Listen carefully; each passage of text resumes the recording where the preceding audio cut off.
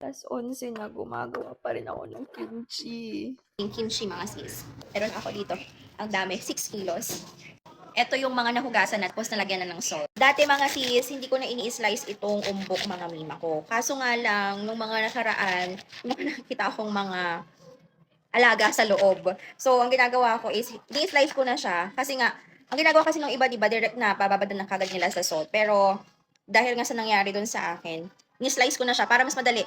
Mga mima ko, kasi nga, diba, kapag sobrang lalaki din naman ng kimchi, i-slice lang din natin siya kapag na-ferment na. So, mas parang feeling ko sa part ko mas mahirap yon. So, ito, after kong mag-slice, so parang 6 kilos yung binili ko mga sister ko na umbok. So, slice ko lang siya lahat, huhugasan, and then ibababad natin sa salt for 4 hours. So, babalikan ko kayo mamaya mga mi kapag tapos ko nang na-slice.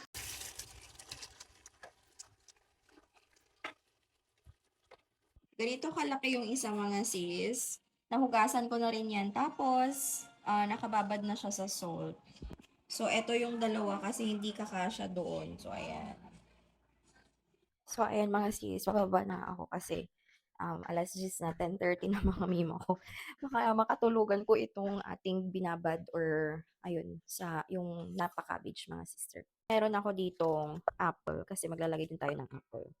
And then, para hindi mahirapan yung ating grinder, ayan, na-slice ko na rin siya. Meron akong bawang dito. Tapos kailangan natin ng onion, wait lang. Tapos dalawang buong onion. Hindi ko na siya ini-slice kasi naiiyak ako sa onion. Lagay ako ng water. Tapos patis. So bahala na kayo magtansya. Hindi ko alam. Tikman nyo na lang. Ito yung binabad natin. Ayan na siya. Ganito na siya. Hindi na siya fresh. Ano bang tawag dito? Parang nanlambot na sila. Ayan na siya. So, hugasan ko muna ito kasi nababad siya sa salt. Baka medyo masyadong maalat. So, hugasan ko muna. Naglagay na rin ako ng rice mga sis and feeling ko kulang yung patis kasi 6 kilos yun. Tapos, pinalawan naman natin yung salt. So, ayan siya. Wala sa recipe pero naglalagay ako ng kahit kaunting ano, sugar. Nakalimutan ko pala yung main character natin mga sis. Si Gochugaru Flakes, mga mima ko. Makikita niyo dyan mga sis, pwede kayo mag-order ng 100 grams tapos 200 grams. And super affordable lang ito mga mima ko, only kimchi na kayo. Flakes ang orderin niyo yung mga sis kasi, ayan o, iga-grind lang din natin siya. So, ayan na siya. Sabi ko, bakit color white? Sabi kong ganun. So, kinakailangan ng Gochugaru. Ito, tansyahan din ito mga sis eh. Pero, ayan, sa ilalagay ko, 4, 5. Siguro 100 grams para sa 6 kilos. So, ayan na siya mga mi, i-grind lang ulit natin. So, ito yung nagawa nating sauce, ano bang tawag, mixture, whatever. And then, kanina, nag-slice na ako ng carrots natin. So, ayan siya. Ay, may hindi na ano na apple. Para malagyan lahat.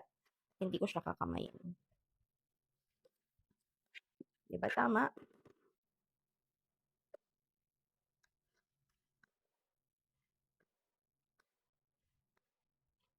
Grabe na to. Sisimutin natin yan. Tapos, eto, lagay natin yung carrots para makuha.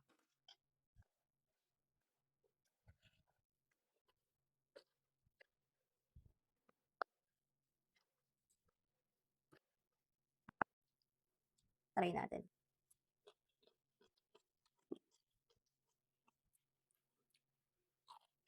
Magkano lang ang Gochugaru mga sis, pero ganito kadami na at may tira pa mga mima ko, makakagawa na kayo ng maraming kimchi mga mima ko.